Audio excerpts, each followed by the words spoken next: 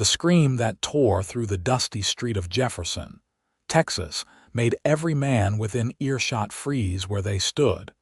But only one man kicked his horse into motion. Kade Brennan had been riding into town with nothing more pressing on his mind than finding a decent meal and a soft bed after 3 weeks of driving cattle through the unforgiving Texas heat of 1878. But the sound of a woman's desperate cry changed everything in an instant. His dark eyes locked onto the source immediately, a white-knuckled hand gripping his reins as he watched a young woman being physically hauled down the main street by 2 burly men, her feet dragging through the dirt as she fought against their iron grip with everything she had. The woman's auburn hair had come loose from its pins and cascaded wildly around her shoulders as she twisted and struggled. Her cream-colored dress, already stained with the red dust that seemed to coat everything in this corner of Texas. Her face was streaked with tears, but there was fire in her green eyes, a determination that spoke of someone who refused to surrender even when the odds stood stacked against her. Behind the 2 men dragging her forward walked an older man in an expensive suit, his silver hair gleaming in the afternoon sun, his face set in lines of cold satisfaction that made Kade's jaw clench. "Please," the woman sobbed, her voice raw with emotion as she dug her heels into the ground, trying desperately to slow their progress toward the small white church at the end of the street. "Please, somebody help me. I do not want this. I do not want to marry him." The townspeople lining the street looked away, uncomfortable but unwilling to interfere, and that was what decided it for Kade. He had never been the type of man to stand by and watch injustice unfold, especially not when it involved a woman being forced into something against her will. His father had raised him to believe that real strength meant protecting those who could not protect themselves, and every instinct in his body screamed that this woman needed protection right now. He urged his horse forward, the animal's hooves kicking up small clouds of dust as he closed the distance between himself and the grim procession heading toward the church. As he drew closer, he could see more details, the way the woman's wrists were already bruised from the rough handling, the terror mixed with rage in her expression, the expensive cut of the older man's suit that spoke of wealth and power in this small town. "Let her go," Kade said, his voice cutting through the humid afternoon air like a blade. He reined his horse to a stop directly in their path, blocking the way to the church with his body and the bulk of his mount. His hand rested casually near his hip, not quite touching the revolver holstered there but close enough to make his meaning clear. The 2 men holding the woman stopped abruptly, looking to the older man for guidance. Up close, Kade could see that they were hired muscle, the kind of men who followed orders without asking questions as long as the pay was good. The older man's eyes narrowed as he took in Kade's dusty trail clothes, the worn leather of his boots and saddle, the 3 weeks of beard stubble darkening his jaw. "This is none of your concern, Drifter," the older man said, his voice dripping with disdain. "Keep riding and forget what you saw here. This is a private family matter." "Family does not drag family through the streets," Kade replied evenly, his gaze shifting to the woman. "Miss, you want to marry whoever is waiting in that church." "No," she said immediately, her voice hoarse but steady despite the tears streaming down her face. "I have never wanted anything less in my entire life. My father is forcing me to marry Walter Gaines because he owes him money, because he gambled away everything my mother left me, and now he is selling me like property to clear his debts." The words hung in the air between them, ugly in their honesty. Kade felt something hot and sharp twist in his chest, a mixture of anger and protective instinct that surprised him with its intensity. He had known this woman for all of 30 seconds, but something about her fierce determination in the face of overwhelming odds called to something deep inside him. "That right?" Kade asked, his attention returning to the older man. "You are selling your daughter to pay gambling debts. My daughter's marriage is none of your business," the man snapped, his face flushing red with anger. "I am Gerald Dalton, and I own half this town. You would be wise to turn that horse around and leave before I have you arrested for interfering." "On what charge?" Kade asked mildly. "Having a conversation in the middle of a public street. That does not seem like much of a crime to me." Gerald Dalton's expression darkened further. "The wedding is happening whether you approve or not. Now get out of the way before I have my men move you." The two men holding Gerald's daughter shifted their weight, clearly considering whether they wanted to tangle with the lean, hard-looking cowboy blocking their path. Kade met their eyes one after another, his gaze level and unwavering, and saw the exact moment they decided they were not being paid enough to take that risk. Smart men, Kade thought. He had been in enough tight situations over his 26 years to know how to carry himself in a way that suggested starting trouble would be a poor decision. "You cannot stop this," Gerald said, but there was a thread of uncertainty in his voice now. "Walter is waiting in that church with the preacher. The arrangements have all been made. My daughter will marry him today." "Will she?" Kade asked, and then he did something that surprised even himself. He swung down from his horse in one fluid motion, landing in the dusty street with his boots planted firmly. He walked directly to the woman, close enough that he could see the flecks of gold in her green eyes, the way her chest heaved with each ragged breath, the trembling in her hands that she tried so hard to hide. "Miss Dalton, I have a proposition for you." She stared at him, confusion replacing some of the fear in her expression. "What? Marry me instead," Kade said simply. The words fell into the space between them like stones dropped into still water, sending ripples of shock through everyone present. The two men holding her arms actually loosened their grip in their surprise. Gerald Dalton's mouth fell open, his face going from red to purple. Even the woman herself looked stunned, her eyes going wide as she searched Kade's face as if trying to determine whether he was serious or mad or both. "You do not even know me," she whispered. "I know you do not want to marry whoever is waiting in that church," Kade said, holding her gaze. "I know your father is trying to force you into something against your will. I know you were brave enough to scream for help even when it looked like no help was coming. That is enough for me if it is enough for you." "This is insane," Gerald sputtered, finally finding his voice. "You cannot just ride into town and steal my daughter." "I am not stealing anyone," Kade said without looking away from the woman. "I am offering her a choice, something you apparently were not willing to do. It is up to her what happens next." The woman's eyes filled with fresh tears, but these were different from the ones that had been streaming down her face moments before. These were tears of hope, of possibility, of a future that suddenly looked completely different than the one that had been bearing down on her like a runaway train. She drew in a shaky breath, her whole body trembling as she weighed the choice before her. "I do not even know your name," she said. "Kade Brennan," he said. "I am a cattleman from south of here. I own a small ranch near the Sabine River, nothing fancy but the land is good and the house is sound. I can promise you that you would never be forced into anything you did not want, and any choice about your future would be yours to make." "Georgia," she said, her voice barely above a whisper. "Georgia Dalton." "Georgia," Kade repeated, and something about the way he said her name, soft and respectful and entirely without presumption, seemed to decide it for her. She straightened her spine, lifted her chin, and looked directly into his eyes. "Yes," Georgia said clearly. "Yes, I will marry you, Kade Brennan."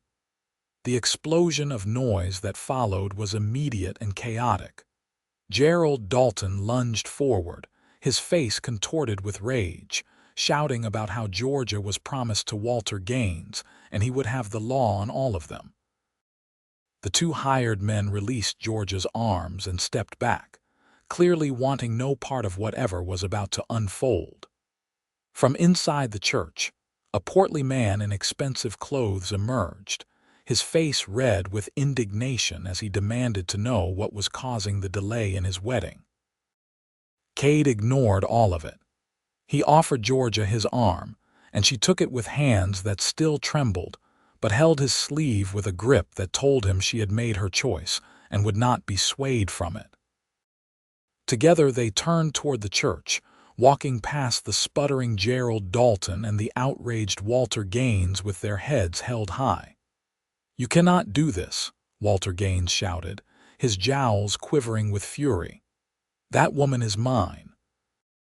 Her father owes me $10,000, and she is the payment we agreed upon." "The law does not permit selling people," Kade said, his voice cold as winter steel. "Not anymore. Miss Dalton is free to marry whoever she chooses, and she has chosen me.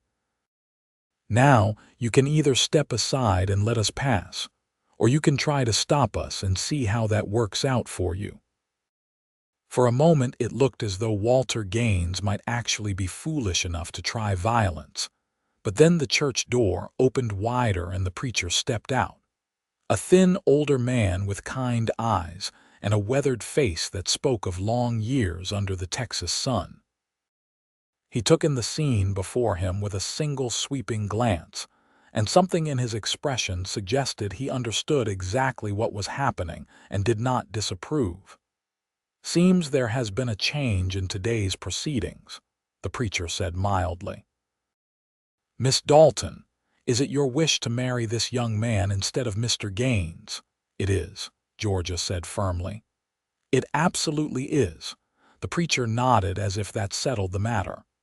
"Then I suppose we have a wedding to perform, though perhaps with a different groom than originally planned.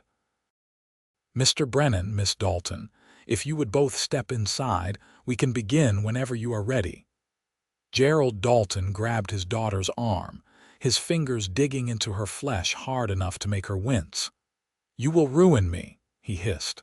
"Walter will call in all my debts and I will lose everything."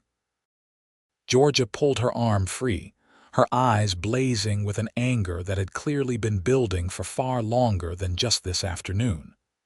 "You ruined yourself, father. You gambled away mother's inheritance. You drank away the respect of everyone in this town, and you were willing to sell your only daughter to cover your mistakes.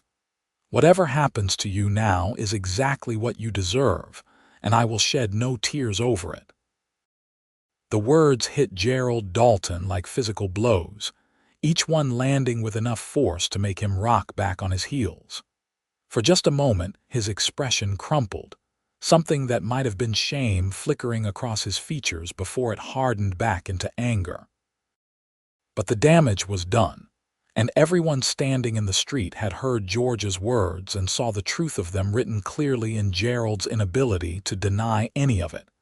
Kade gently guided Georgia toward the church, and this time, no one tried to stop them.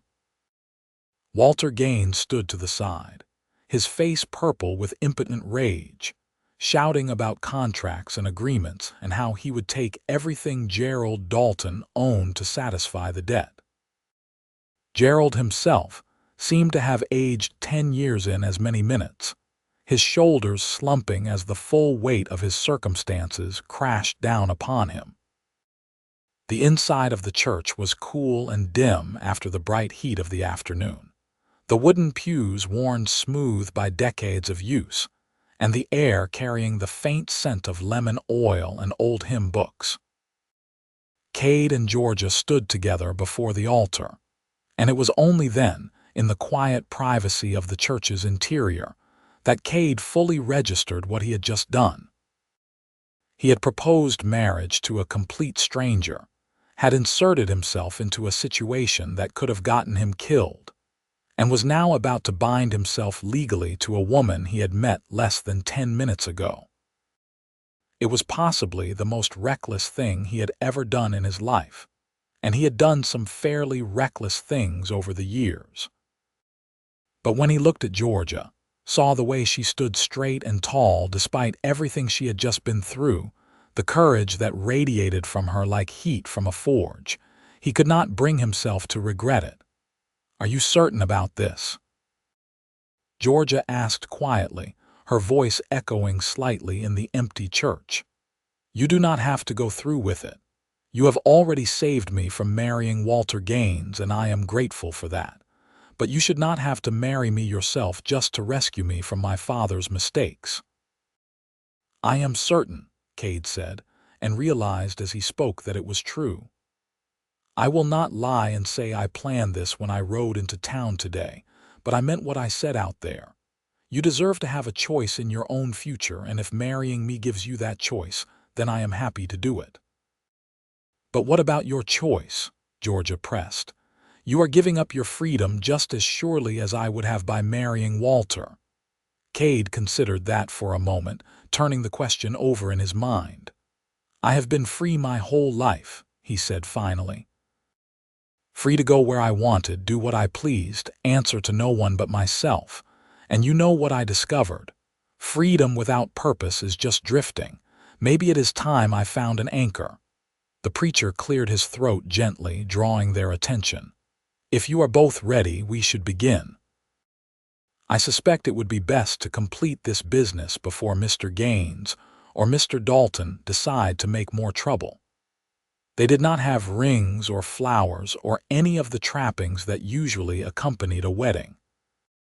George's dress was stained with dust, and her hair hung loose and wild around her shoulders. Kade still wore his trail-worn clothes and probably smelled of horse and leather, and 3 weeks on the range. But when the preacher began speaking the familiar words of the marriage ceremony, none of that seemed to matter. "Dearly beloved, we are gathered here today in the sight of God and these witnesses to join this man and this woman in holy matrimony," the preacher intoned, his voice taking on a formal cadence that somehow made the moment feel real in a way it had not before. Kade listened to the words, the promises being asked of him, and found that he could make them honestly. To have and to hold from this day forward, for better or worse, for richer or poorer, in sickness and in health. He might not know Georgia Dalton yet, might not know her favorite color or what made her laugh or what dreams she held in her heart, but he knew the core of who she was. He had seen it in those desperate moments in the street when she refused to stop fighting even when it seemed hopeless. When the preacher asked if he took Georgia to be his lawfully wedded wife, Kade said, "I do," without hesitation. Georgia's voice was softer when she made her own vows, but no less certain. Her green eyes never left Kade's face as she promised to love and cherish him, and he wondered what she saw when she looked at him. A rescuer, a stranger, a risk worth taking. "By the power vested in me by the state of Texas and the grace of God, I now pronounce you man and wife," the preacher said. "What God has joined together, let no man tear asunder. Mr. Brennan, you may kiss your bride." Kade hesitated, suddenly uncertain. Everything up until this moment had happened so quickly that there had been no time to think, only to act. But this felt different, more intimate somehow than anything that had come before. He searched George's face for any sign of reluctance or fear, but found only curiosity and a tentative hope that made his chest tighten. He leaned in slowly, giving her every opportunity to pull away if she wanted to, and pressed his lips gently to hers.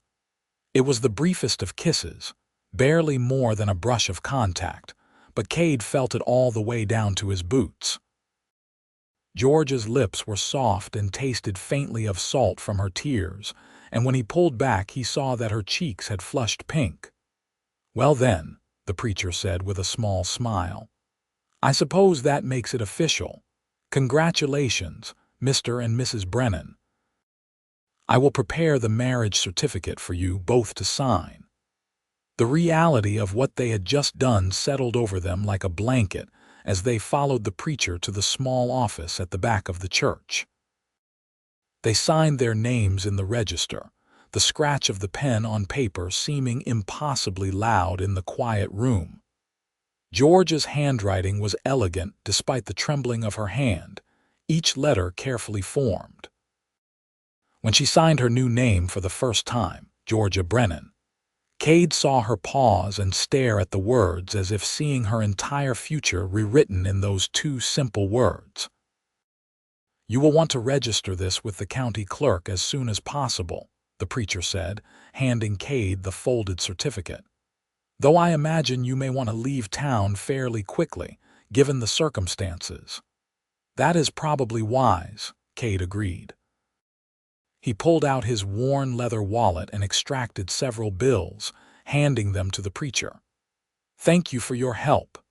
The preacher accepted the money with a gracious nod, but his attention remained on Georgia.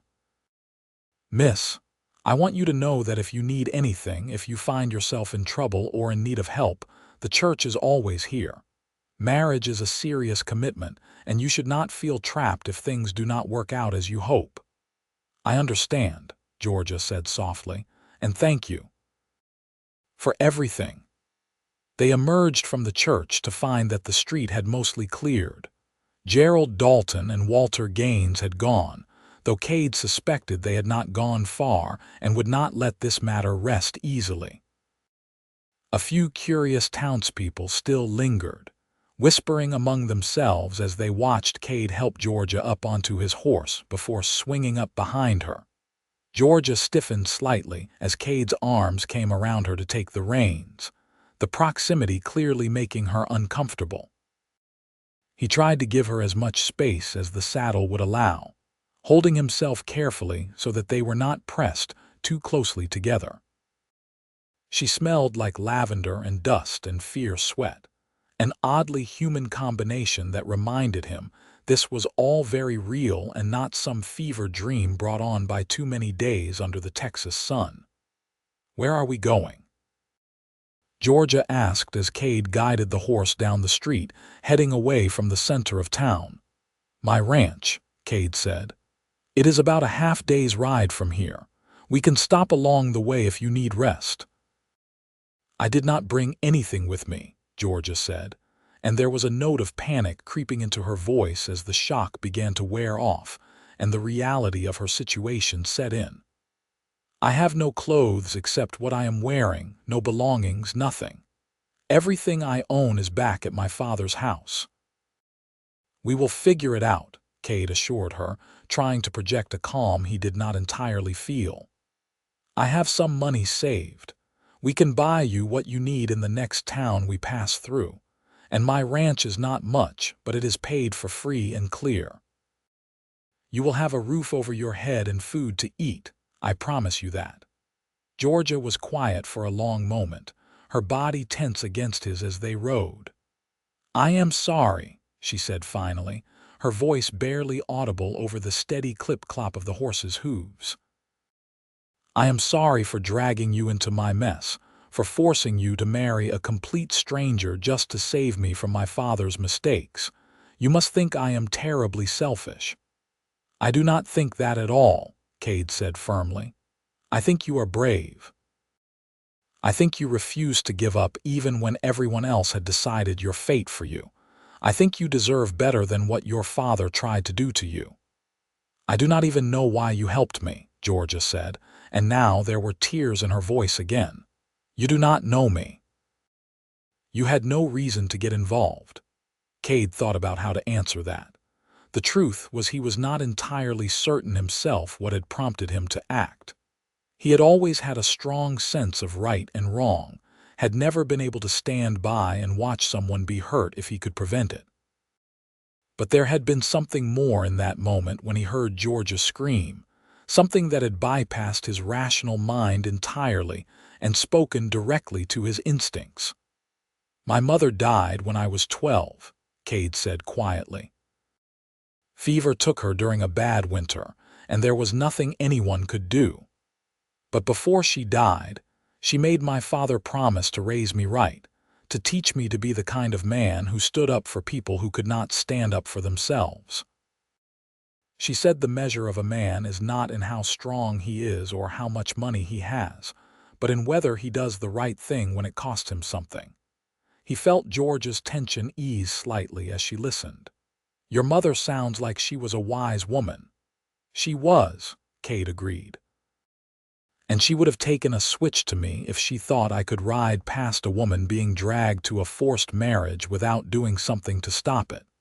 So I suppose, in a way, I helped you for her as much as for you. They rode in silence for a while after that, the horse carrying them steadily away from Jefferson and toward whatever future awaited them. The sun was beginning to sink toward the horizon, painting the sky in shades of orange and gold that seemed to set the whole world on fire. The heat of the day was finally starting to break, replaced by the slightly cooler air of evening that brought some relief after the oppressive afternoon.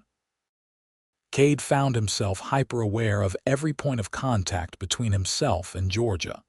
The way her back occasionally brushed against his chest when the horse moved, the faint trembling that still ran through her body, the scent of her hair when the breeze blew it back toward his face.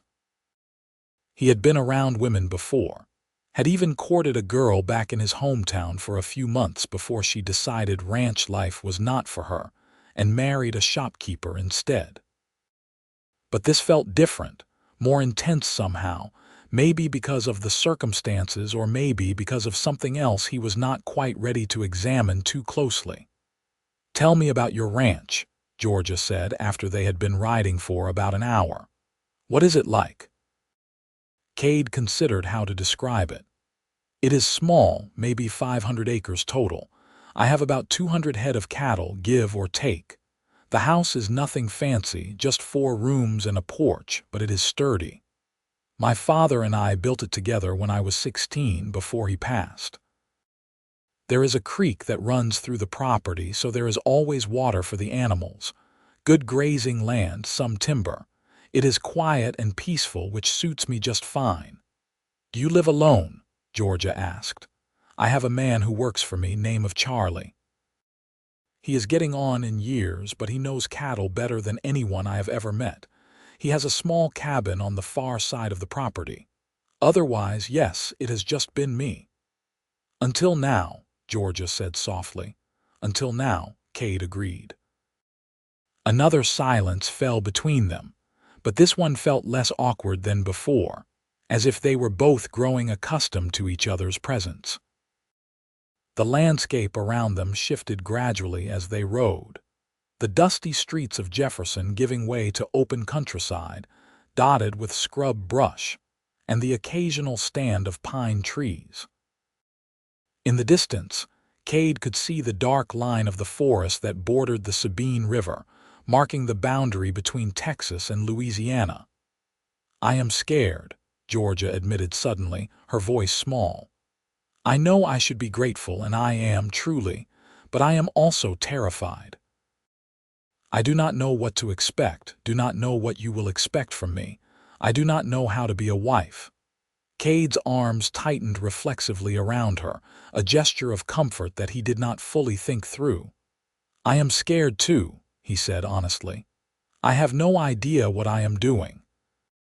I proposed marriage to a woman whose name I did not even know, and now we are both stuck with the consequences of that decision. But I meant what I said before. You will never be forced into anything you do not want. We will figure this out together, at whatever pace feels right for both of us." "What if I am a terrible wife?" Georgia asked.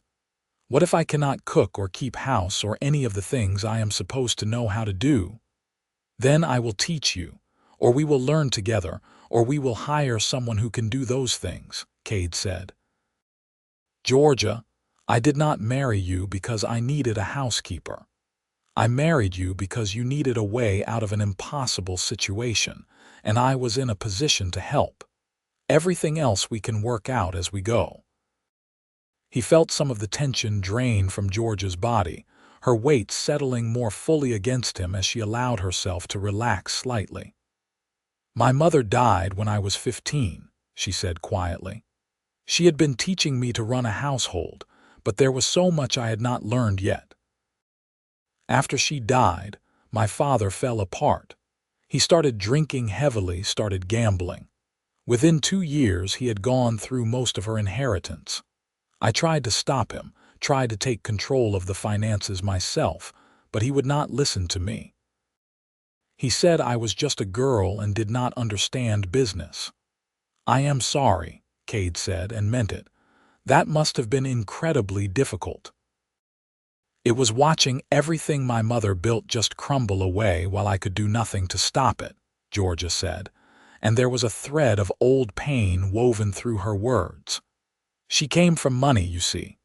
Her family owned a shipping business in New Orleans. When she married my father, her parents gave her a substantial dowry with the understanding that it would secure my future. But my father saw it as his money to spend however he pleased, and by the time I was old enough to understand what was happening, most of it was already gone." "Is that when he started trying to marry you off?" Kade asked. Georgia nodded, her head moving against his chest. "Walter Gaines approached him about 6 months ago. He has been trying to buy up property throughout Jefferson, consolidating power. He knew my father was desperate for money, so he offered to forgive all his gambling debts in exchange for my hand in marriage. My father agreed without even asking me what I wanted." "What did you do?" "I fought him on it," Georgia said. "I refused to meet Walter, refused to discuss wedding plans, refused to cooperate in any way. But my father just kept pressuring me, telling me it was my duty to save the family, that I was being selfish and ungrateful. This morning he told me the wedding was happening today whether I agreed or not. And when I tried to run, he had those 2 men grab me and drag me to the church." Kade felt a fresh surge of anger at Gerald Dalton, at Walter Gaines, at every man who thought they had the right to control a woman's life against her will. "You will never have to see them again if you do not want to," he promised. "My ranch is far enough from Jefferson that they would have no reason to come there, and even if they tried, I would turn them away at the property line." "Thank you," Georgia whispered, "for everything. I know I have already said it, but I do not think I can say it enough." "You saved my life today, Kade. Maybe not literally, but you saved me from a life that would have been worse than death." They stopped for the night when it became too dark to safely continue, making camp in a small clearing near a creek. Kade helped Georgia down from the horse, trying not to notice the way she stumbled slightly when her feet hit the ground, her legs stiff from hours in the saddle. He busied himself with unsaddling the horse and gathering wood for a fire while Georgia stood uncertainly at the edge of the clearing, clearly unsure what she should be doing to help. "You can sit if you want," Kade said gently, gesturing to a fallen log near where he was building the fire. "You have had a long day." Georgia sat gratefully, her shoulders sagging with exhaustion now that she had permission to stop moving. In the fading light, Kade could see the full extent of what she had been through, the bruises darkening on her wrists where the men had held her, the dirt and dust coating her dress, the way her hands shook slightly as she folded them in her lap. He got the fire going and pulled some dried beef and hard biscuits from his saddlebags. Not much of a meal, but it would have to do for tonight. Tomorrow they could stop in the next town and get proper supplies, maybe even find Georgia some clothes that were not torn and stained from being dragged through the street. They ate in silence, the crackling of the fire and the chirping of crickets the only sounds in the gathering darkness.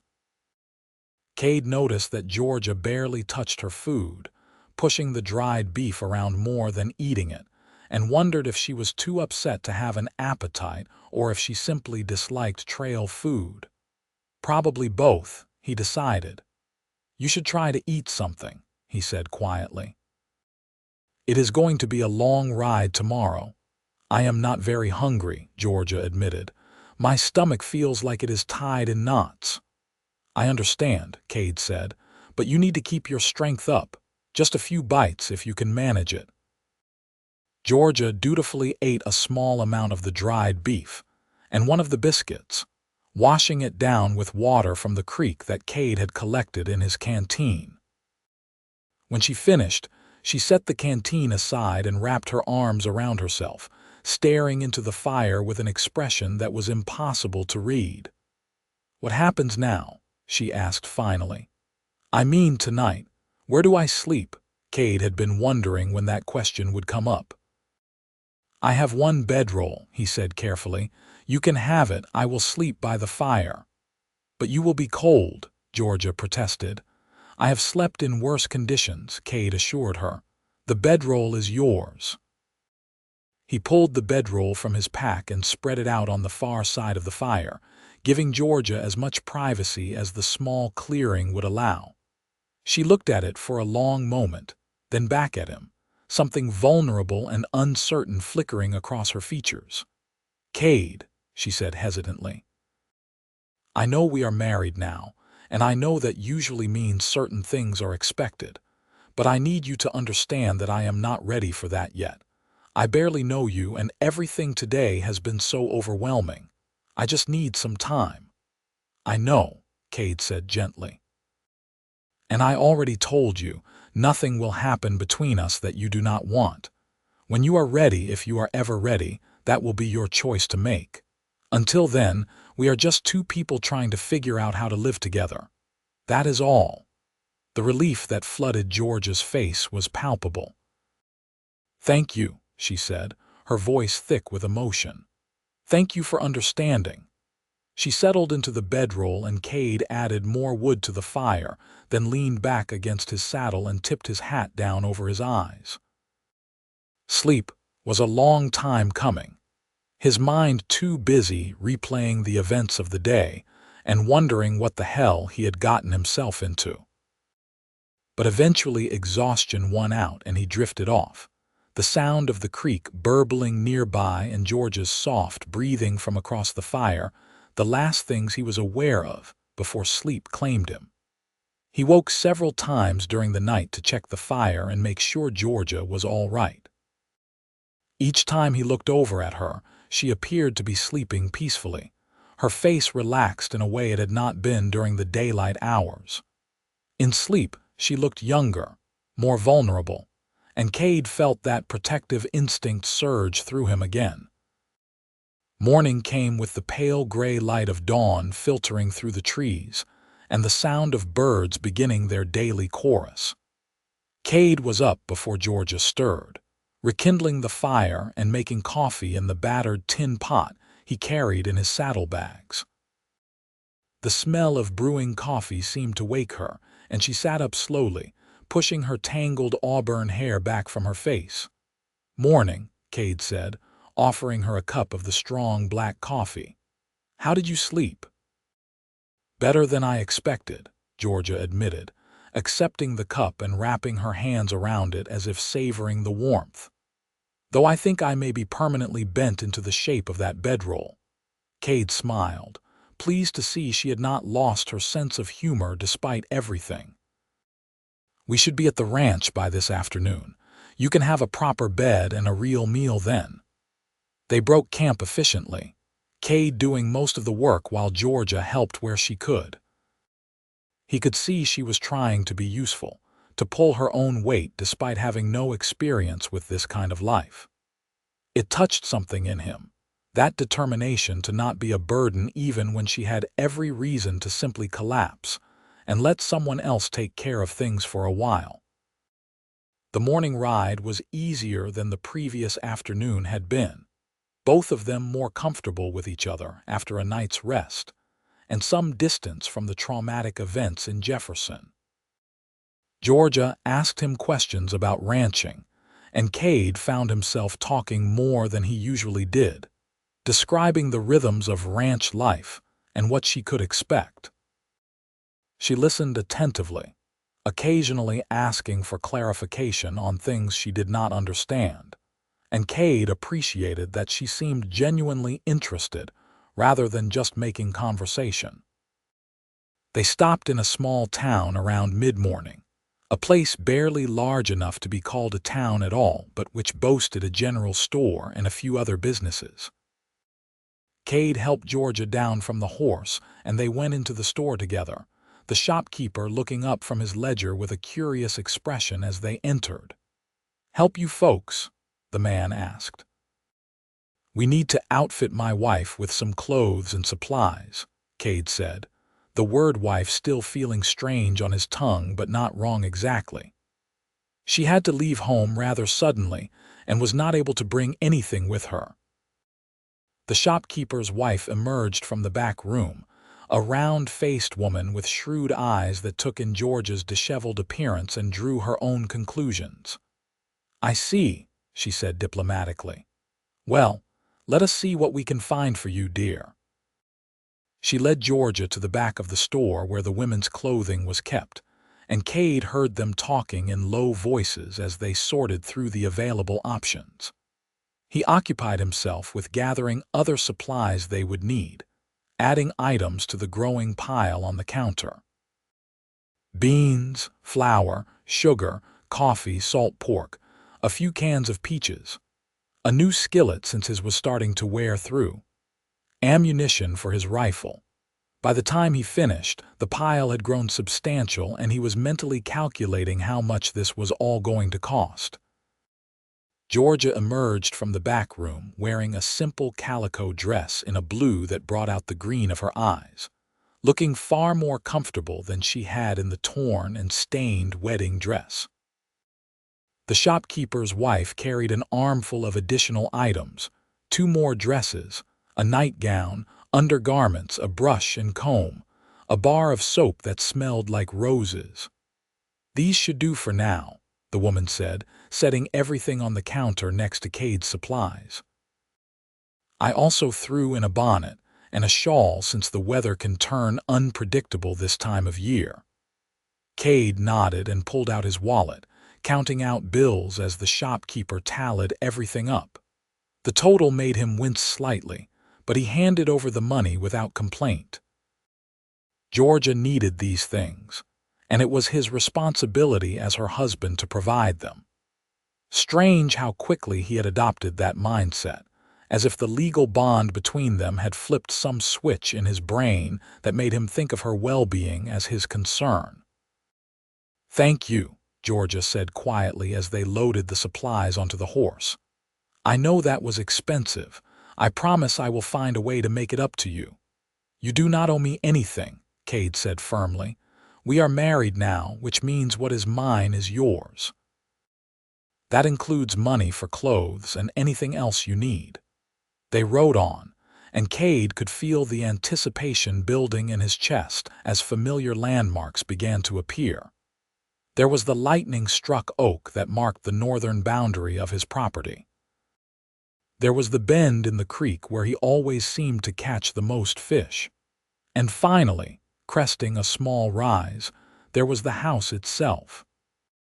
It was not much to look at, just a simple wooden structure with a stone chimney and a covered porch, but Kade had built it with his own hands and he was proud of it. Smoke curled from the chimney, which meant Charlie must be inside making lunch. The barn and corral stood off to one side, in good repair and currently home to about a dozen horses. Beyond that, Kade could see some of the cattle grazing in the distance, dark shapes against the golden grass. "This is it," Kade said, unable to keep a note of pride from creeping into his voice. "This is home." Georgia was silent for a long moment, taking it all in. Kade tried to see it through her eyes, tried to imagine what she was thinking. She had come from a town, from a house that had probably been much nicer than this simple ranch. Was she disappointed? Horrified at how rustic it was? "It is beautiful," Georgia said finally, and the wonder in her voice sounded genuine.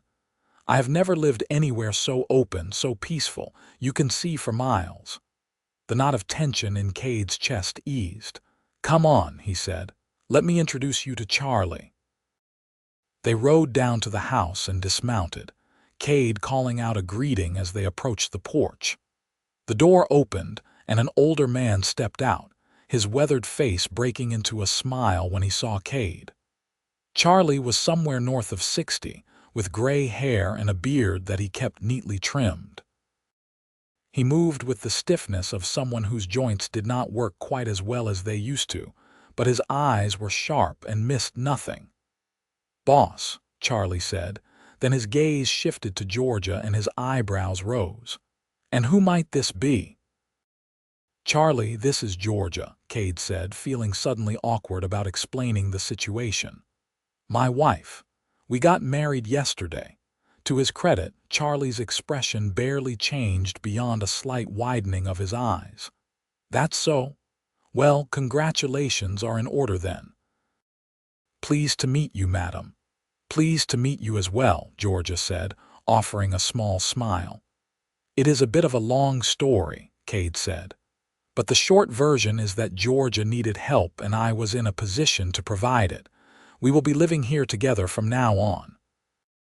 Charlie nodded slowly, clearly understanding there was a great deal being left unsaid but having the good sense not to pry. "Well then, I suppose you will want to get the lady settled. I was just making some stew for lunch if you are hungry." "Starving," Kade admitted. "Let me show Georgia around first, then we will come in for some food." He took Georgia through the house, pointing out the different rooms. The main room served as kitchen, dining area, and sitting room all in one, with a fireplace dominating one wall and a sturdy wooden table in the center. 2 bedrooms branched off from the main room, one that Kade used and one that had been his father's before he died. There was also a small washroom with a basin and a mirror, and a back door that led to the yard behind the house. "It is not fancy," Kade said, watching Georgia's face as she took it all in, "but it is solid and weatherproof, and I keep it as clean as I can." "It is wonderful," Georgia said, running her hand along the smooth surface of the table. "Kade, this is more than I could have hoped for. After everything that happened yesterday, I was not sure what to expect, but this feels like a real home." Something warm unfurled in Kade's chest at her words. "I am glad you think so. The bedroom on the right is mine, but you can take the other one. It has not been used much since my father passed, but the bed is good and I can air it out and put fresh linens on today." "Are you certain?" Georgia asked. "I do not want to impose." "You are not imposing," Kade said firmly. "You are my wife and this is your home now too. Of course you should have your own room." They ate lunch with Charlie, the older man regaling them with stories about what had been happening on the ranch during Kade's absence. One of the cows had given birth to twin calves, always a rare occurrence. A coyote had been prowling around the chicken coop, but Charlie had managed to drive it off before it could do any damage. The weather had been unseasonably hot, but rain was forecast for later in the week. Kade found himself relaxing as the familiar rhythms of ranch life reasserted themselves. This he understood, this world of cattle and horses and the land. It was so much simpler than the tangle of emotions and obligations that came with his sudden marriage. After lunch, Kade spent the afternoon showing Georgia around the rest of the property. He introduced her to the horses, watched as she tentatively reached out to stroke the nose of his favorite mare. He showed her the chicken coop and explained how to gather eggs, the vegetable garden that he kept behind the house, the path down to the creek where the water ran clear and cold even in the heat of summer. Georgia absorbed it all with an eagerness that surprised and pleased him. She asked intelligent questions about how things worked, seemed genuinely interested in learning about ranch life. When they returned to the house as the sun was beginning to set, Kade felt cautiously optimistic that maybe, just maybe, this strange arrangement might actually work out. That night, After they had eaten dinner and Charlie had retired to his own cabin, Cade and Georgia found themselves alone together for the first time since the night before. The atmosphere felt different here in the house, more domestic and intimate than it had sitting around a campfire under the open sky. "I should prepare your room," Cade said, suddenly aware of how close they were standing. "Let me get those fresh linens." He busied himself with changing the bedding in what would now be Georgia's room, grateful for something concrete to do with his hands. Georgia watched from the doorway, and when he finished, she stepped into the room and looked around with an expression that was difficult to read. "This was your father's room?" she asked. "Yes," Cade said. "He died 5 years ago. Heart gave out one day while we were mending fences. He was gone before he hit the ground." "I am sorry," Georgia said softly. "It must have been very difficult, losing both your parents so young." "It was," Cade admitted. "But in some ways it made me who I am. I learned early that life does not owe you anything, that you have to fight for what you want and protect what matters to you." Georgia turned to face him fully, her green eyes searching his face. "Is that why you helped me?" "Because you know what it is like to lose everything." "Maybe partly," Cade said. "But mostly I helped you because it was the right thing to do, because I could not stand by and watch you be forced into something you did not want." They stood there for a moment, the air between them charged with something Cade could not quite name. Then Georgia took a step forward and, before he could react, rose up on her toes and pressed a soft kiss to his cheek. "Thank you," she whispered, "for giving me a chance at a different life." Then she stepped back, her cheeks flushed, and bid him good night before closing the door to her room. Cade stood in the hallway for a long moment, his hand rising unconsciously to touch the spot where her lips had brushed his skin. His heart was beating faster than it should have been, and he realized with a start that he was already half in love with his wife of less than 2 days. The realization should have terrified him, but instead it settled over him like a warm blanket, comfortable and right in a way he had not expected. He went to his own room and lay awake for a long time, listening to the familiar sounds of the house settling around him, and the new sound of Georgia's soft breathing through the wall that separated their rooms. The next few weeks fell into a rhythm that felt surprisingly natural. Cade rose early each morning to tend to the cattle and horses, while Georgia gradually learned the rhythms of running the household. She proved to be a quick learner, and if her first attempts at cooking were sometimes disastrous, she took his gentle corrections with good humor and tried again until she got it right. Charlie seemed to warm to her quickly, perhaps sensing that beneath her city upbringing was a genuine desire to learn and contribute. He taught her how to gather eggs without startling the chickens, how to tell when bread dough had risen enough, how to read the sky for signs of coming weather. Georgia absorbed it all eagerly, and Cade found himself looking forward to coming back to the house each evening to see what new skill she had mastered. But it was not just the practical aspects of life that were developing between them. With each passing day, Cade found himself more drawn to Georgia, more aware of her presence and the way she moved through his home as if she had always belonged there. He noticed the way she hummed while she worked, soft melodies he did not recognize. The way she had started leaving wildflowers in a jar on the kitchen table, bringing a touch of beauty into the rough functionality of the house. The way she laughed at Charlie's terrible jokes, a sound like music that made something in Cade's chest feel warm and full. Georgia, for her part, seemed to be relaxing into her new life with each day that passed.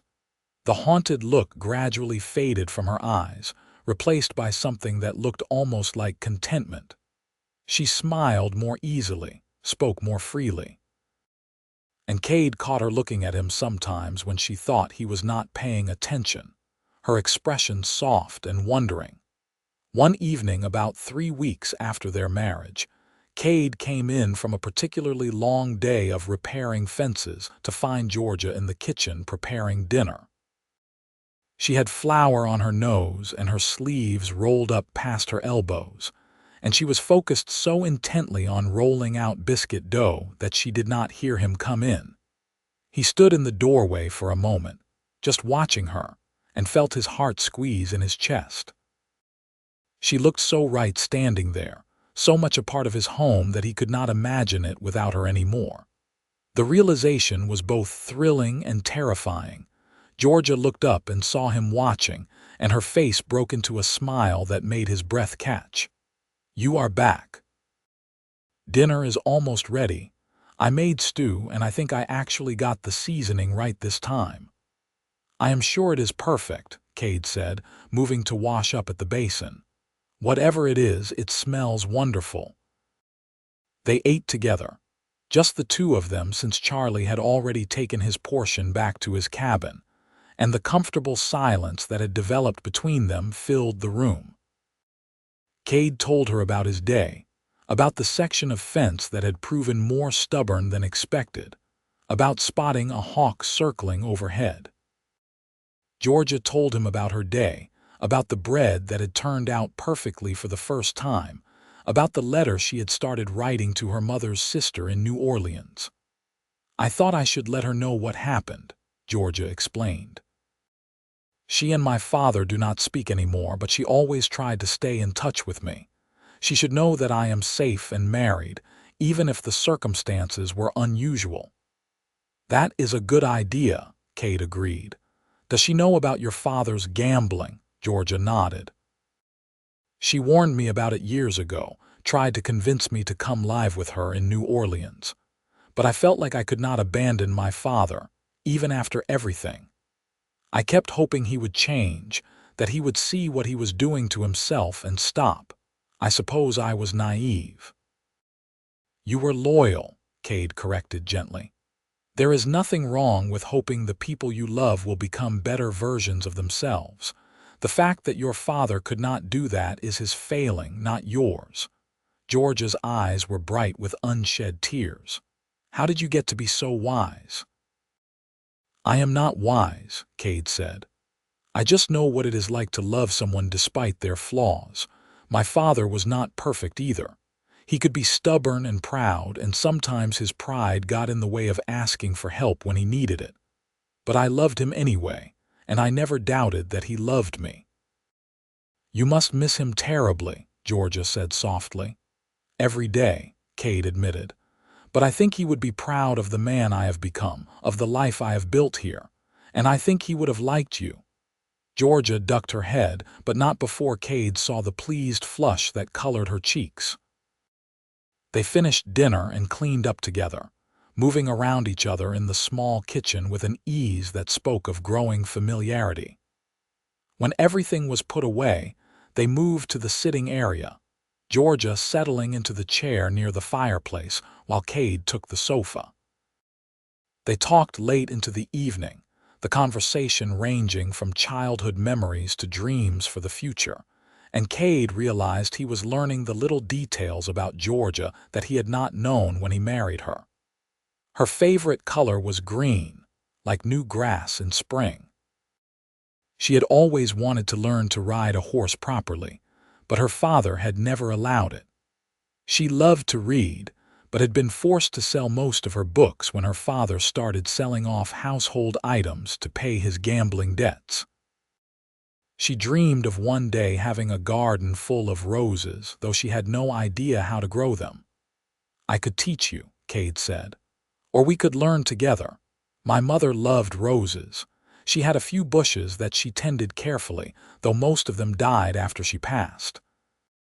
But I remember watching her care for them. I think I could figure it out." Georgia's smile was like the sun coming out from behind clouds. "I would like that very much." As the fire burned low and the night grew late, Cade found himself reluctant for the evening to end. These quiet moments together had become his favorite part of the day, the time when it was just the two of them and the rest of the world felt very far away. "I should let you get some rest," he said finally, forcing himself to stand. "Tomorrow is going to be another long day." Georgia rose as well, smoothing down her skirt. "Kade, can I ask you something?" "Of course." She hesitated, seeming to gather her courage. "Are you happy with how things turned out, I mean, with me being here?" Kade looked at her, really looked at her, taking in the uncertainty in her eyes and the way she held herself as if braced for disappointment. He thought about the past 3 weeks, about how his empty house had become a home, about how he had started looking forward to each day in a way he had not since his father died. "Yes," he said simply. "I am happier than I have been in a long time." The smile that spread across Georgia's face was brilliant, transforming her features from merely pretty to genuinely beautiful. "I am glad," she said softly, "because I am happy too. Happier than I ever thought possible after everything that happened.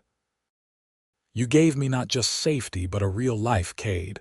I hope you know how much that means to me." On impulse, Kade reached out and took her hand, marveling at how small and delicate it felt in his larger, work-roughened one. "We gave each other something," he said. "You have made this place feel like a home again. I did not realize how lonely I was until you were here to fill that empty space." Georgia's fingers tightened around his, and for a moment, Kade thought she might say something more. But then she simply squeezed his hand gently and bid him good night, leaving him standing alone in the sitting room with his heart pounding and his mind racing. He was falling in love with her. There was no denying it anymore, no pretending this was just a marriage of convenience or a good deed done for its own sake. He wanted her, wanted to build a real life with her, wanted to wake up next to her every morning and fall asleep beside her every night. The question was whether she felt the same way, or whether she still saw him primarily as her rescuer rather than her husband in the fullest sense of the word. The answer came sooner than he expected. It was a Saturday afternoon about a week later, hot and still in that way that made even the air feel heavy. Kade had finished his morning chores early and was taking advantage of the break to repair some tack in the barn when Georgia appeared in the doorway, silhouetted against the bright sunlight beyond. "Can I talk to you?" she asked, and there was something in her voice that made Kade immediately set aside the bridle he had been working on. "Of course. Is everything all right?" Georgia stepped into the barn's dimmer interior, and Kade could see that her face was flushed, though whether from the heat or emotion he could not tell. She twisted her hands together nervously, clearly working up the courage to say whatever she had come to say. "I have been thinking," she began, then stopped and started again. "We have been married for almost a month now, and I feel like we have gotten to know each other fairly well. Would you agree?" "I would," Kade said carefully, unsure where this was going. "And you have been nothing but kind and patient with me, never pushing me for anything I was not ready to give. I want you to know how much I appreciate that, how much it has meant to me that you have respected my boundaries." "Georgia, you do not have to thank me for treating you with basic decency," Kade said. "That is just how a husband should treat his wife." "But not all husbands do," Georgia said quietly. "I have heard the stories, know how it could have been if I had married Walter Gaines. He would not have cared what I wanted or needed. He would have just taken what he felt entitled to." Kade felt his hands curl into fists at the thought. "You will never have to worry about that with me." "I know," Georgia said, and now she took a step closer to him. "That is what I wanted to talk to you about. I know I asked for time and you gave it to me without question. But I have had time now, Kade. I have had time to watch you, to get to know you, to understand the kind of man you are, and I do not want to sleep in separate rooms anymore." Kade's breath caught in his throat. "Georgia, you do not have to do this if you are not ready. There is no rush." "I am not saying it because I think I have to," Georgia said, her voice gaining strength. I am saying it because I want to, because I care about you, Kade. I care about you so much that sometimes it makes my chest ache. You saved me and gave me a home, but more than that, you made me feel valued and respected and cherished in a way I never have before. I do not want to be just your wife in name anymore. I want to be your wife in every sense of the word. She was close enough now that Kade could see the gold flecks in her green eyes, could smell the faint scent of lavender soap that clung to her skin. His heart was pounding so hard he was certain she must be able to hear it. "Are you sure?" he asked, his voice rough with emotion. "Once we cross this line, there is no going back." "I do not want to go back," Georgia said firmly. "I only want to go forward, with you." Kade reached up slowly, giving her every opportunity to change her mind, and cupped her face in his hands. Her skin was soft and warm beneath his palms, and when she tilted her head into his touch, he felt something inside him click into place like a key turning in a lock. "I am falling in love with you," he said, the words tumbling out before he could stop them. "I know it is too soon and probably foolish given how we started, but I cannot help it. You have turned my entire world upside down in the best possible way." "Then we are both fools," Georgia whispered, her eyes shining with tears, "because I am falling in love with you too." Kade kissed her then, really kissed her for the first time since that brief contact at the altar. This was nothing like that chaste brush of lips. This was deep and desperate and full of all the longing that had been building between them for weeks. Georgia's arms came up to wrap around his neck, her fingers tangling in his hair, and she kissed him back with an intensity that made his head spin. When they finally broke apart, both breathing hard, Kade rested his forehead against hers. "We should go inside," he said, his voice barely more than a rasp.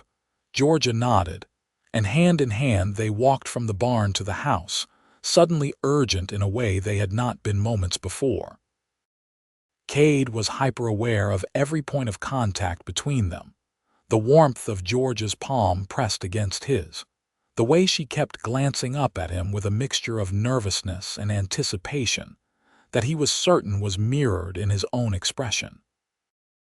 Inside the house, they stood in the main room for a moment, suddenly shy with each other despite what they had just declared in the barn. Then Georgia took a deep breath and held out her hand. "Will you show me your room?" she asked softly. Kade took her hand and led her to his bedroom, the space that had been his private sanctuary for years, but which now felt ready to become something more, something shared. The afternoon sunlight slanted through the window, painting everything in shades of gold, and when Kade drew Georgia into his arms again, she came willingly, pressing herself against him with a trust that humbled him. They took their time learning each other, exploring this new dimension of their relationship with a tenderness that gradually gave way to passion. Kade was careful with her, constantly checking to make sure she was comfortable, that she wanted to continue. And Georgia met him halfway, her initial nervousness fading as she realized he truly meant what he had said about this being her choice.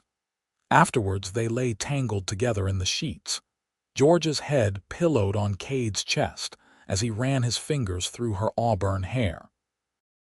The house was quiet around them, the only sounds their gradually slowing breathing and the distant lowing of cattle. "Are you all right?" Kade asked quietly, pressing a kiss to the top of her head. "More than all right," Georgia murmured, her fingers tracing idle patterns across his chest. "I feel like I am exactly where I am supposed to be." "So do I," Kade said, and meant it with every fiber of his being. "So do I." They stayed like that for a long time, wrapped in each other in the golden afternoon light, and Kade thought that if he could freeze one moment of his life to live in forever, it would be this one. The seasons turned and their life together deepened in ways both large and small. Georgia moved her things into Kade's room, and they converted her former bedroom into a proper guest room, though they rarely had visitors this far from town. She learned to ride properly, spending hours in the saddle as Kade taught her the basics, and then watched with pride as she became more confident. Together, they planted a rose garden beside the house, carefully tending the young bushes and celebrating when the first blooms appeared the following spring. Charlie became as much family as employee, often joining them for dinner and sharing stories of his younger days when he had been a cowboy on the great cattle drives north. He seemed genuinely pleased by the transformation in both Kade and Georgia, the way they had grown from awkward strangers into a true partnership. About 6 months after their wedding, a letter arrived from Georgia's aunt in New Orleans. She had been horrified to learn what Gerald Dalton had tried to do, and relieved beyond measure that Georgia had escaped that fate. She invited them to visit whenever they liked, and promised that Georgia would always have family in Louisiana if she needed it. Georgia cried when she read the letter, but they were good tears, the release of tension she had been carrying since childhood finally easing its grip. They did visit New Orleans eventually, making the journey east the following winter when ranch work was slower. Georgia's aunt proved to be a formidable woman in her 60s with sharp eyes and a sharper tongue, but she clearly adored her niece and approved of Kade once she determined he was treating Georgia well.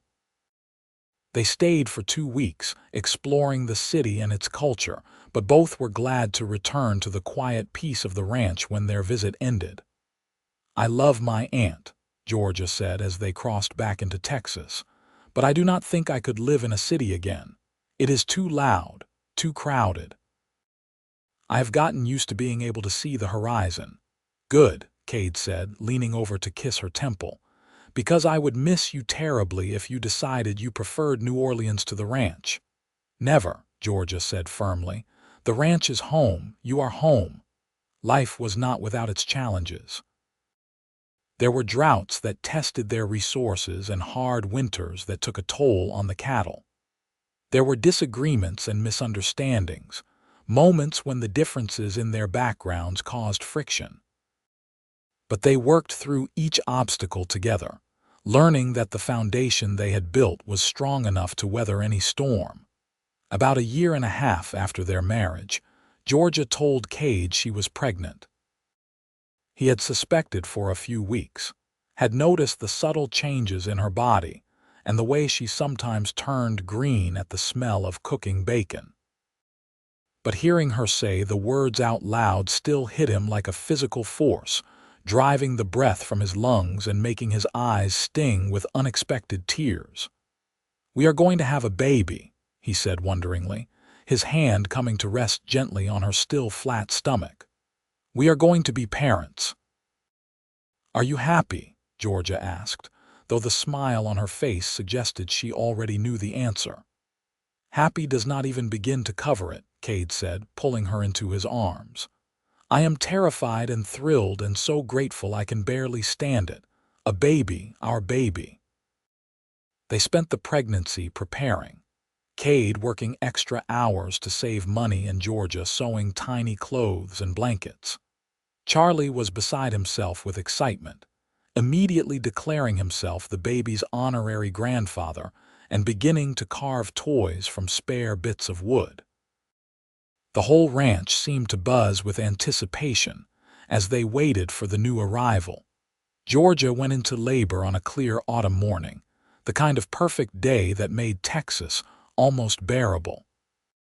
Kade sent Charlie racing to town to fetch the midwife while he stayed with Georgia, holding her hand and doing his best to keep her comfortable even though he felt completely useless in the face of her pain. The midwife arrived what felt like hours later, but was probably only 45 minutes, a capable older woman who took charge of the situation immediately. The labor was long and difficult, lasting well into the night. Kade stayed by Georgia's side the entire time, his heart breaking every time she cried out in pain, but knowing there was nothing he could do except be present. The midwife assured him this was normal for a first baby, that Georgia was doing well. But Kade would not be convinced until he heard the sharp, indignant wail of a newborn cutting through the night air. "It is a boy," the midwife announced, quickly cleaning the baby and wrapping him in a soft blanket before placing him in Georgia's arms. A healthy baby boy with a good strong set of lungs on him. Kade stared down at the tiny red face of his son, overwhelmed by a rush of love so intense it made everything he had felt before seem pale in comparison. The baby had dark hair like his, but George's delicate features, and his eyes when they briefly opened were a deep slate blue that might eventually turn brown or green or some combination thereof. "He is perfect," Kade whispered, his voice breaking. "Georgia, he is absolutely perfect." "He is," Georgia agreed, looking exhausted but radiant as she gazed down at their son. "What should we name him?" They had discussed names throughout the pregnancy but never quite settled on anything. Now, looking at his son's face, Kade knew exactly what felt right. "What about James?" He suggested. "After my father, James Brennan." "James," Georgia repeated, testing the name. "I like it. James Brennan. Welcome to the world, little one." Kade reached out a tentative finger and felt his heart melt as tiny fingers wrapped around it, the grip surprisingly strong. In that moment, he understood completely why his own father had worked so hard to build something to pass down, why he had sacrificed and struggled to create a legacy. This was what it was all about, this tiny, perfect human who was depending on them for everything. The first few weeks with James were a blur of sleepless nights and endless diaper changes, of learning how to soothe a crying infant and marveling at every tiny milestone. Charlie was a constant presence, always ready to walk the floor with a fussy baby so Kade and Georgia could steal a few hours of sleep. Neighbors they barely knew showed up with gifts and advice, drawn by the news that the Brennans had welcomed their first child. Kade discovered a patience he had not known he possessed, finding that he did not mind the interrupted sleep or the way his life had been completely reorganized around this small person's needs. He loved watching Georgia with their son, the natural grace with which she had adapted to motherhood, even though she had been as uncertain as he was at first. He loved the weight of James sleeping on his chest, the milky smell of him, the way his tiny face would scrunch up in concentration or relax into utter peace depending on his mood. As James grew from newborn to infant to toddler, the ranch thrived. Kade expanded the herd and bought more land, investing the profits back into the operation. Georgia proved to have a head for business, helping him keep the books and negotiate fair prices for their cattle. They hired another hand to help Charlie, a young man named Tom who reminded Kade of himself at that age, eager and hardworking and hungry to prove himself. When James was 3, Georgia told Kade she was pregnant again.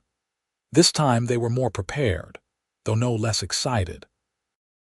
Their daughter was born on a rainy spring morning, coming into the world much faster than her brother had, as if she was impatient to start living. They named her Catherine, after Georgia's mother, though she quickly became Katie to everyone who knew her. Katie was different from James in almost every way. Where he was cautious and thoughtful, she was bold and fearless. Where he preferred quiet activities like looking at books or watching the animals, she wanted to be in constant motion, exploring everything she could reach. Kade adored them both, but he had to admit there was something special about having a daughter, this tiny person who looked at him like he hung the moon and stars. The years flowed past like water, each season bringing new joys and challenges. James grew into a serious boy who loved the ranch and the animals, often following his father around as soon as he was old enough to be helpful. Kade was more interested in her mother's rose garden and the wild spaces beyond the ranch boundaries, always bringing home interesting rocks or leaves, or the occasional confused toad. Charlie passed away peacefully in his sleep when James was 10 and Kade was 7, a loss that hit the whole family hard. They buried him on a hill overlooking the ranch, marking his grave with a simple stone that read, "Friend and Family."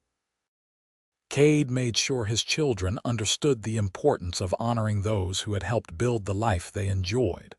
When James was 12, Kade began teaching him the business side of ranching, showing him the books and explaining how to evaluate cattle and negotiate with buyers.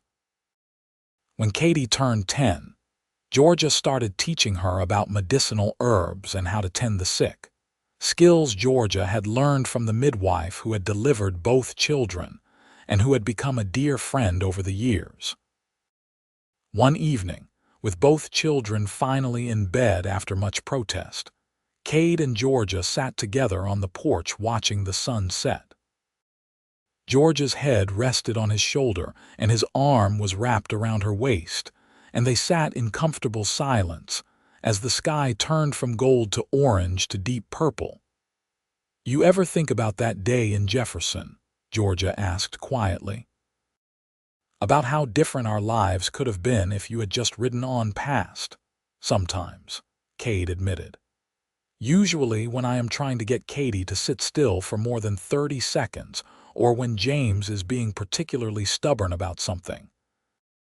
But then I remember what my life was like before you, how empty this house felt, how I was just going through the motions without really living. And I am grateful every single day that I stopped." "I am grateful too," Georgia said, tilting her head up to look at him. "I know I have said it before, but I do not think I can ever say it enough. You gave me everything, Kade. A home, a family, a life worth living. You took a terrified girl being dragged to a forced wedding and turned her into a woman who knows she is loved and valued." "We gave those things to each other," Kade corrected, pressing a kiss to her forehead. "I was just existing before you came along. You reminded me how to live, how to hope, how to love. You and the children are the best things that ever happened to me."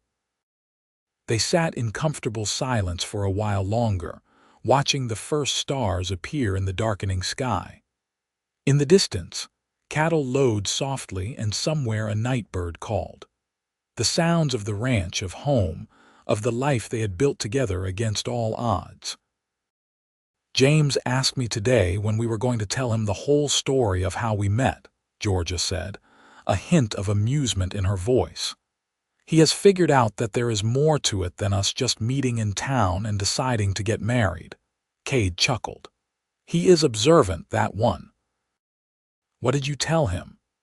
"I told him we would explain when he was older," Georgia said. "But I think maybe he is old enough now to understand at least the basics. He should know that his parents fought for each other, that love does not always come easy, but it is worth fighting for."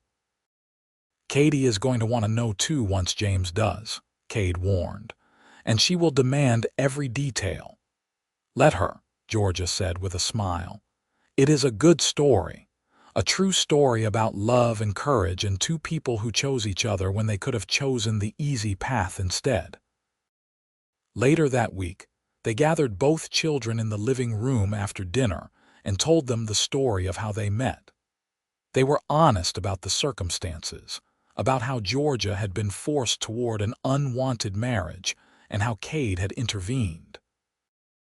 They explained about making difficult choices and standing up for what was right even when it was scary. James listened with wide eyes, processing the information with his usual seriousness. Kade was outraged on her mother's behalf, declaring that if she ever met her grandfather, she would give him a piece of her mind. Both children seemed to view their father with new respect, understanding for the first time the courage it had taken for him to act that day. "So you proposed to Mama right there in the street?" Kade asked, her eyes shining with the romance of it. "Even though you did not know her?" "I did," Cade confirmed. "It was probably the most impulsive thing I have ever done, but it was also the best decision I ever made." "Did you love her right away?" James wanted to know. Cade and Georgia exchanged a glance. "Not right away," Cade said honestly. "Love is not always instant like it is in storybooks. Sometimes it grows slowly, building a little more each day until one day you realize you cannot imagine your life without that person. That is what happened with your mother and me." "But you knew you wanted to help her right away," Georgia added, reaching over to take Cade's hand. "Your father has always had a good heart and a strong sense of right and wrong. That is what made me fall in love with him eventually, knowing that he was a man who did what was right even when it cost him something." The children asked more questions, curious about details and wanting to understand every aspect of the story. Cade and Georgia answered as honestly as they could, adjusting the information to be appropriate for their ages, but not hiding the truth of what had happened. That night, after the children were finally asleep, Cade held Georgia close in their bed and marveled at how far they had come. From strangers married out of desperation and compassion, they had built a real partnership, a real love that had weathered every challenge life threw at them. They had created a family, a legacy, something that would continue long after they were gone. "I love you," he whispered into her hair. "More every day if that is even possible." "It is possible," Georgia whispered back, "because I feel the same way." "You are the best thing that ever happened to me, Kade Brennan. The very best thing." The years continued their steady march forward, bringing changes both expected and surprising. James grew into a young man who was his father's son in almost every way, practical and hardworking with a deep love for the land. He married a girl from a neighboring ranch when he was 23, a sweet-natured young woman named Sarah who fit into the family as if she had always been there. They built a house on the far side of the property and started raising their own children, giving Cade and Georgia the joy of being grandparents. Katie proved more restless than her brother, eventually going to study medicine with a doctor in Jefferson, despite her mother's worries about her being so far from home. She returned 3 years later with a medical degree and a husband, a fellow doctor named Michael who was brilliant and kind and clearly adored her. They set up a practice in Jefferson, but visited the ranch often, and Katie made sure her own children knew where their roots lay. Charlie had been right all those years ago when he said Cade had found himself an anchor. Georgia had given him not just a family but a reason to build, to plan for the future, to think beyond just the next season or the next cattle drive. Together they had created something lasting, something meaningful. On their 25th wedding anniversary, Cade took Georgia back to Jefferson for the first time since their wedding day. The town had changed, grown larger and more prosperous. The old church where they had married was still there, though it had been expanded and repainted. The preacher who had married them had long since passed, but they stood together outside the building and remembered that desperate day when their lives had changed forever. "If I could go back and talk to that terrified girl in the street," Georgia said quietly, "I would tell her that everything was going to be all right, better than all right. I would tell her that the cowboy blocking the path to the church was going to become her entire world, the father of her children, the love of her life. If I could go back and talk to that foolish cowboy," Cade said with a smile, "I would tell him to trust his instincts, that the crazy decision he was about to make was the sanest thing he would ever do." They walked through the town hand in hand, no longer young but still very much in love. A few people recognized them, old-timers who remembered the scandal of Georgia Dalton marrying a stranger instead of Walter Gaines. The story had become something of a legend in Jefferson, growing more romantic with each retelling. Walter Gaines himself was long dead, having drunk himself into an early grave after losing most of his fortune in bad investments. Gerald Dalton had passed away 5 years after Georgia's wedding, alone and unmourned except by his daughter, who had made peace with his memory if not his actions. The past was firmly in the past, no longer holding power over them. That night, in a hotel room in Jefferson, Kade held his wife and reflected on the strange twists of fate that had brought them together. A woman's scream in a dusty street. A decision made in an instant that had rippled out to affect not just 2 lives but generations. Their children, their grandchildren, all the people yet to come who would exist because a cowboy had refused to ride past someone who needed help. "Thank you," Georgia whispered in the darkness. "For stopping that day, for giving me a choice, for building a life with me. Thank you," Kade whispered back, "for choosing me, for taking a chance on a stranger, for making every day of the past 25 years better than the one before it." They fell asleep wrapped in each other's arms, and if they dreamed, it was of the future they had built together and the legacy of love they would leave behind. The years that followed brought the usual mixture of joy and sorrow that comes with a life well lived. They celebrated births and mourned losses, watched their grandchildren grow into adults with their own dreams and ambitions. The ranch continued to prosper under James's management, expanding and modernizing while still maintaining the core values Kade had instilled. Kade and Georgia grew old together, their hair turning silver and their movements slowing, but their love never diminishing. On quiet evenings, they would sit on the porch as they had done for decades, watching the sunset and remembering all the moments that had brought them to this place. When Kade was 74, he woke one morning to find that his body simply did not want to work the way it had the day before.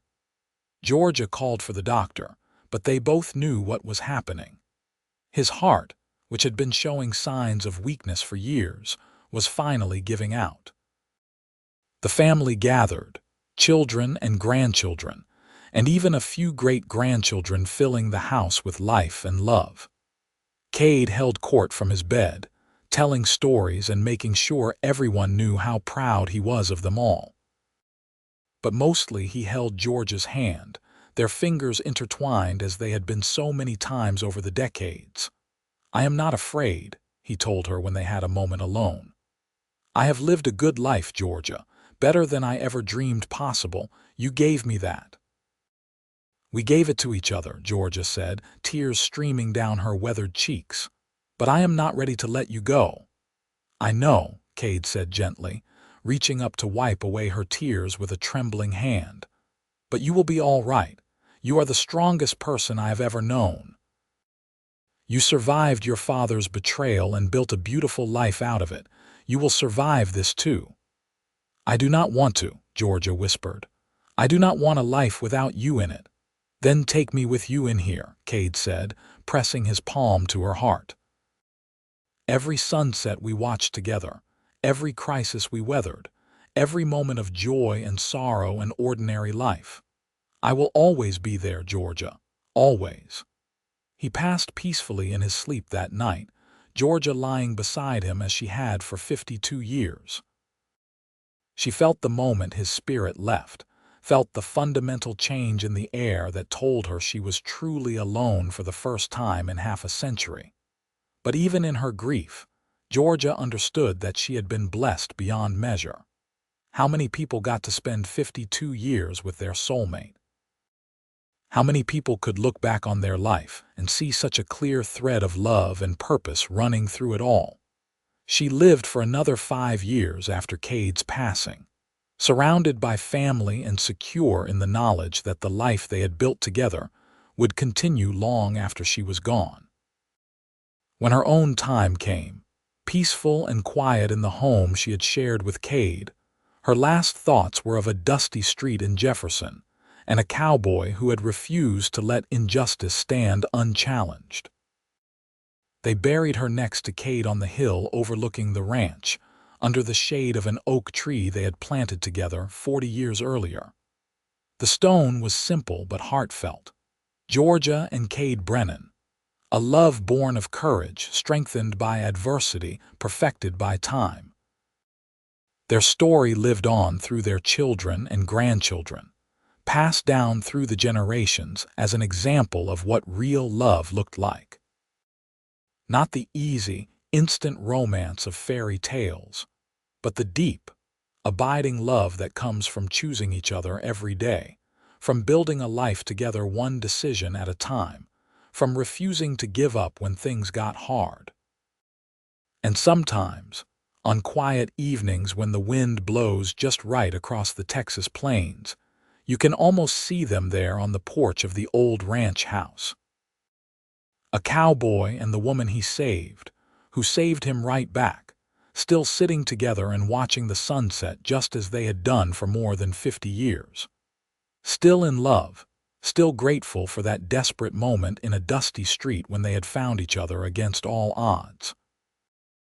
Their great-great-grandchildren still run cattle on the land Kade claimed, and Georgia helped him build into a thriving enterprise. The rose garden Georgia planted still blooms every spring, tended by daughters and granddaughters who carry on her legacy of bringing beauty into hard places. The values Kade and Georgia instilled of courage and kindness and standing up for what is right continue to guide their descendants. It was not a perfect life, but it was a real one. Full of hard work and heartache, but also full of love and laughter and the deep satisfaction that comes from building something meaningful. And it all started because a cowboy saw a woman being dragged to a church, stopped the wedding, and proposed himself. Because sometimes the craziest decisions we make turn out to be the sanest. Because love, real love, is worth fighting for. Always.